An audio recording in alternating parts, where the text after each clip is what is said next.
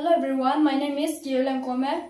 We are the students of loditeam School Haflong. We have created a project on rainwater harvesting. Now what is it? Rainwater harvesting is a way of collecting and storing rainwater for later use instead of letting it run off and go to waste. Why it is important? It saves water for the future, which is very important in area with water scarcity. It reduces the pressure on our groundwater supply for the process.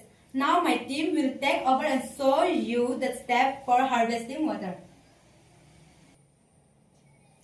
हम लोग के पास collection tank है और इधर से पानी जाता है ये पाइप से फिल्ट्रेशन टैंक में जाता है क्योंकि फिल्ट्रेशन करना जरूरी है क्योंकि गंदा होता है और इसका बाद में स्टोरेज टैंक में होता है इसका बाद में फ्यूचर यूज के लिए होता है We build a small working model using cardboard, pipes, coal, and sand and storage containers to demonstrate how this system can be implemented in household and other purposes. Thank you.